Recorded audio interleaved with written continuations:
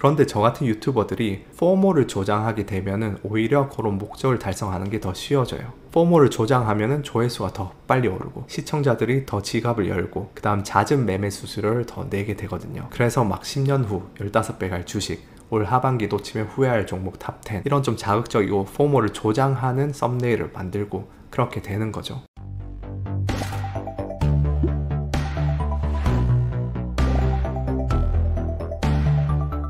네, 안녕하세요. 월가제입니다. 오늘은 포모에 지지 않는 방법에 대해서 알아보겠습니다. 포모는 fear of missing out, 그러니까 뭔가 좋은 기회를 놓치고 싶지 않은 그런 안달나고 조급한 마음, 거기에 대해서 한번 이야기를 해보려 하거든요. 지난 코로나 이후로 코스피도 뭐 100% 이상 막 폭등을 하고 그러면서 뭔가 평소에 주식에 관심이 없었는데 괜히 주식 안 하니까 내가 뭐 잘못된 것 같고 벼락 거지 그런 용어들이 미디어에서 난무하고 그러면서 괜히 불안감을 느껴가지고 괜히 뛰어들었다가 이제 손실을 보고 그런 현상들인데 거기에 대해서 좀 이야기를 해보려 해요. 근데 오늘 이 영상은 현재 주식시장의 그런 상황이랑은 별 관계없이 그냥 일반론적으로 이제 말씀을 드리는 거고요. 먼저 짤막하게 포모의 정의부터 시작해야 될 것 같아요. 아니 왜 고리타분한 정의를 알아야 되느냐 그렇게 반문하실 수도 있지만 포모라는 어떤 자신의 감정적인 영역을 개선하는 것은 그런 메타인지 그 감정을 알아차리는 것으로부터 시작하기 때문에 그 감정이 뭔지 정확히 알 필요가 있거든요. 그래서 포모란 무엇인가? 포모라는 것은 타인은 나보다 더 재미를 보고 더 나은 삶을 살고 경험하고 있다는 그런 박탈감이에요. 그래서 이건 96년도에 댄 헐먼 박사의 논문에서 처음으로 정의됐고 페이스북 같은 소셜미디어가 생겨나면서 이런 현상이 가속화되고 있습니다. 그래서 페이스북, 인스타 이런 거 생각해 보시면은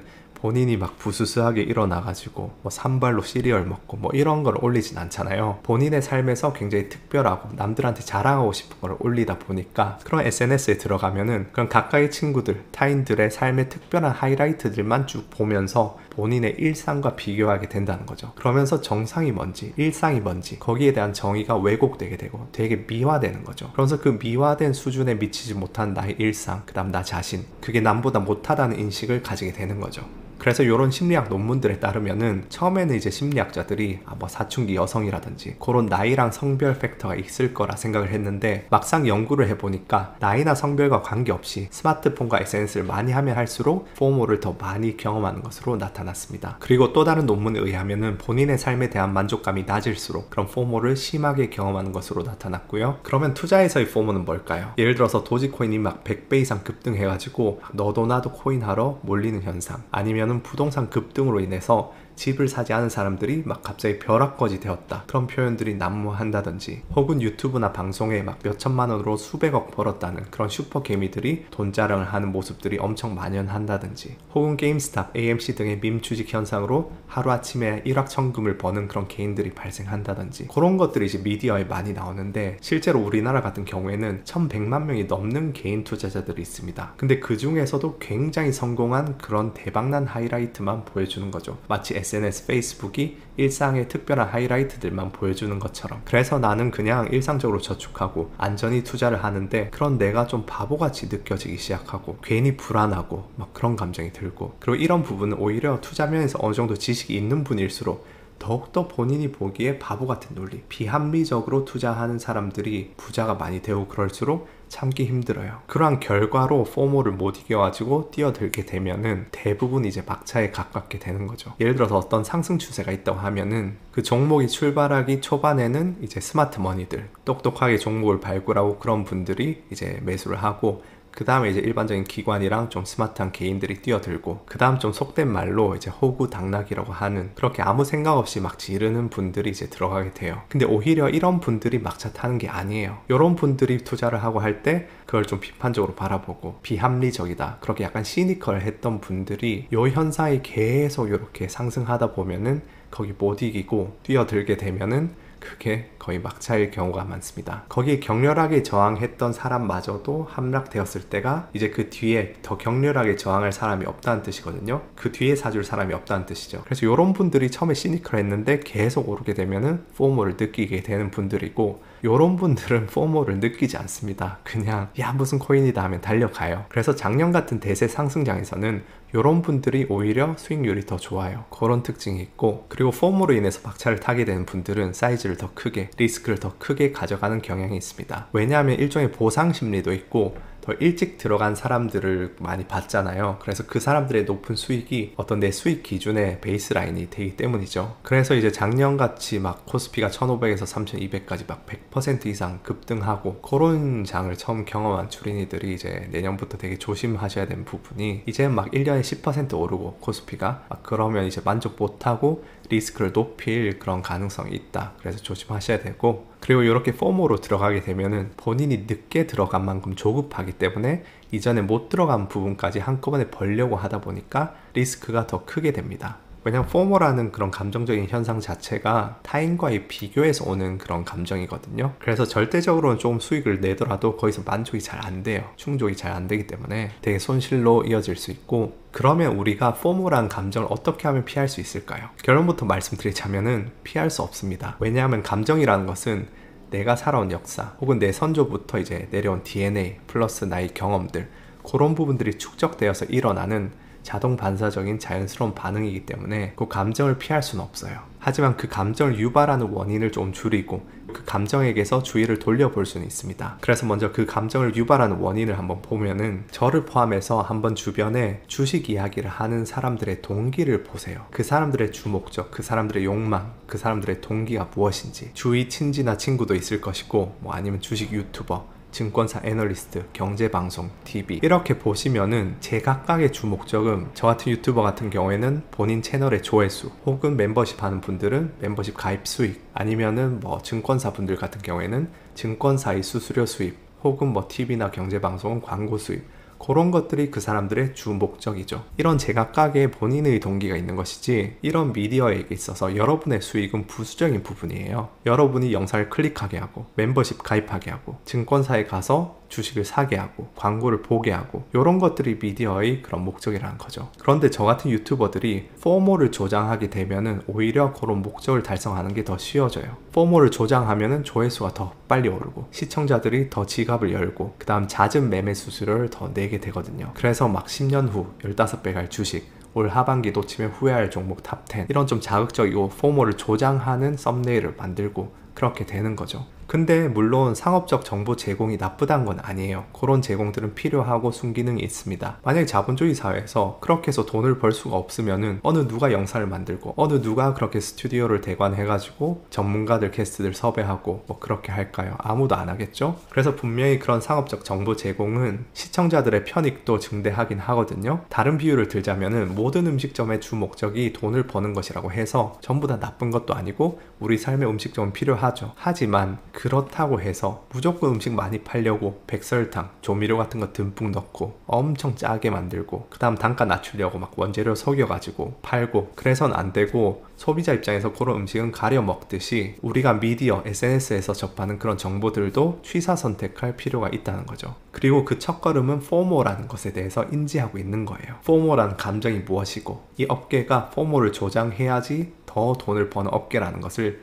인지하신 채로 음식점에 들어가서 좋은 음식을 골라 먹어야겠죠. 그래서 그런 식으로 본인의 주위나 아니면 뭐 SNS나 미디어에서 그런 어떻게 보면 부정적인 감정을 유발하게 만드는, 조급하게 만드는 그런 원인들에 노출되는 횟수를 좀 줄일 필요가 있습니다. 그 다음 두 번째로는 그런 감정이 들었을 때 주의를 좀 돌려볼 수 있습니다. 시야를 좀 넓힘으로 인해서. 예를 들어서 이런 거죠. 내가 게임 중독인데 너무 게임이 하고 싶어요. 그러면은 게임을 막 그냥 참는다기보다는 조금은 덜 자극적이지만 재밌는 뭐 웹툰을 보면서 시간을 좀 보낸다든지, 아니면 담배가 너무 피고 싶으면은 뭐 오징어를 좀 씹는다든지 뭐 그런 거죠. 그래서 그런 관점에서 볼 때 투자에서의 포모라는 것은 어떻게 보면은 선택의 제한에서 연유한다고 볼 수 있어요. 어떤 내가 이루고 싶은 욕망이 있는데 그것을 충족하기 위한 선택지가 제한될 때, 예를 들어서 내 집 마련의 꿈은 요원한데 연봉으로 도저히 길이 보이지 않을 때, 아니면 주식 투자로 돈 벌고 싶은데 주식에 대한 지식이 제한적일 때, 혹은 코스피 내 한국 주식에만 투자하고 있는데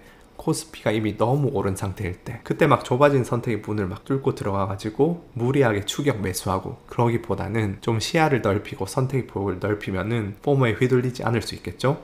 예를 들어서 아마존을 사고 싶었는데 아마존이 너무 급등해서 출발해 버렸어요. 그러면은 본인이 주식을 발굴할 수 있는 실력이 있으면은 그냥 다른 주식들을 리서치하고 찾으면 되겠죠. 근데 참고로 이런 예에서 이제 사람들은 비슷한 주식이나 상품을 찾는 경향이 있습니다. 예를 들어서 금이 너무 오르면은 조금 덜 오른 은을 사고, 아마존이 막 너무 올라 버리면은 좀 덜 오르거나 보합세 중인 페이스북을 사는 식이죠. 근데 이런 식으로 비슷한 상품인데 좀 덜 오른 거를 사면은 대부분 그렇게 부진한 이유가 있습니다. 그래서 이 경우에는 조정장이 시작되면은 못 오르는 애들이 더 내리게 되죠. 그래서 뭐 대장주 개념 뭐 그런 부분도 있는데, 그리고 참고로 요 포모는 장기 투자자의 문제입니다. 그런 투자 매매의 빈도나 시간 지표, 홀딩 기간이 길수록 그런 포모에 휘둘리기 쉬워요. 왜냐하면은 한번 투자 기회를 놓치면은 몇 년을 기다려야 되기 때문에. 뭐 예를 들어서 단기 트레이더 같은 경우에는 뭐 데이 트레이더면 매일매일 그때그때 시장 상황에 따라서 매매하기 때문에 포모가 존재할 수가 없겠죠. 대신에 트레이더들은 또 다른 별개로 다른 심리 편향과 문제점들이 또 존재를 하겠죠. 그러면은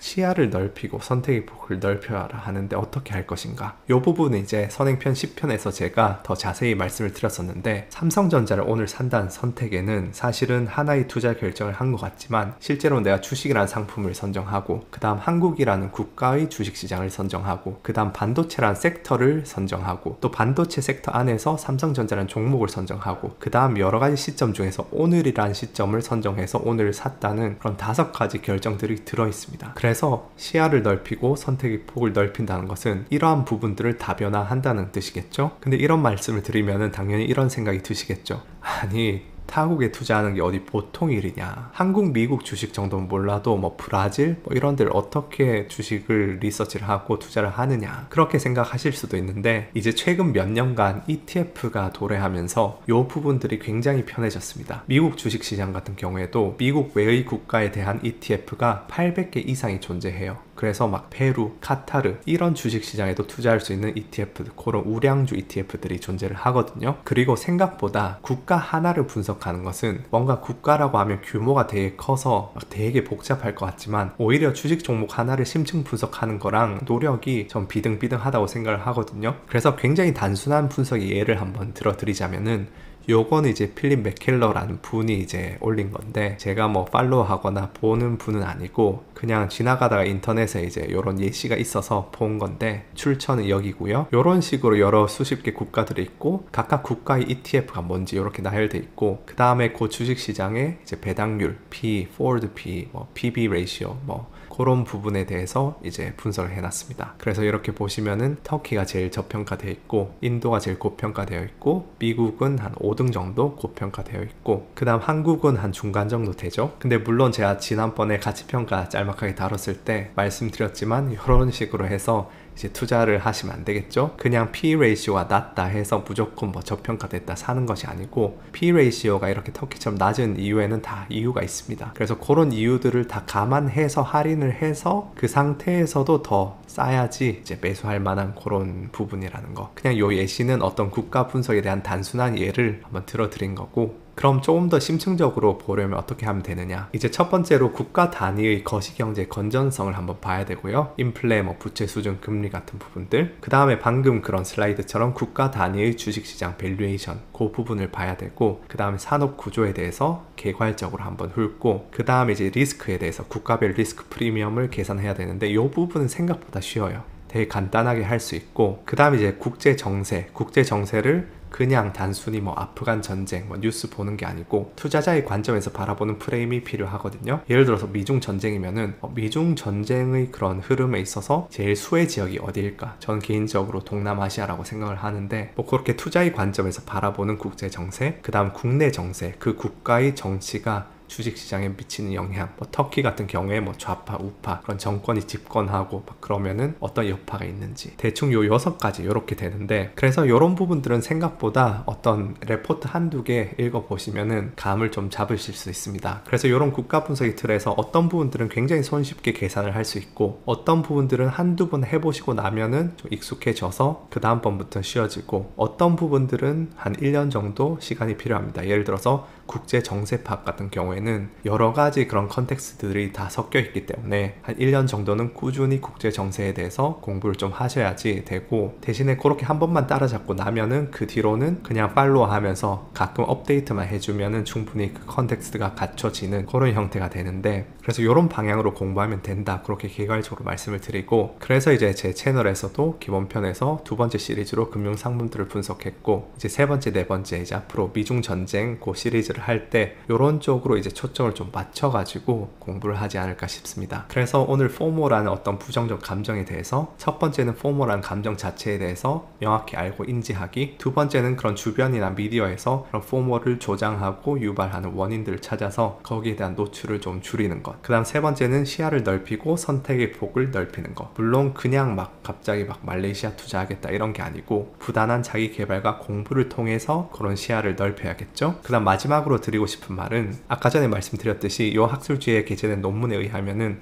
본인의 삶에 대한 만족감이 낮을수록 포모를 더 심하게 경험한다고 합니다. 그래서 일상에서 충분한 행복을 찾으시라는 거, 그거는 그냥 뭐 투자도 하지 말고 소시민처럼 소확행으로 살라 그런 뜻이 아니고, 투자도 하되 이제 행복도 챙기라는 뜻이죠. 그리고 또 제가 선행편 12편에서 다뤘듯이 행복해야지 본인의 어떤 부정적 감정들이 없고 해야지 더 여유를 가지고 투자 성적도 좋아진다는 점. 그렇기 때문에 내가 돈이 없어서 지금 불행하다고 그렇게 모든 것을 미래로 미뤄두지 말고 현재 내가 해결할 수 있는 부분들, 그 다음 주위 인간관계, 그런 부분들에 좀 포커싱을 두면서 차근차근 행복을 찾아 나가시면서 투자도 하셨으면 좋겠습니다. 그러면 다음에 또 다른 영상으로 찾아뵙겠습니다. 감사합니다.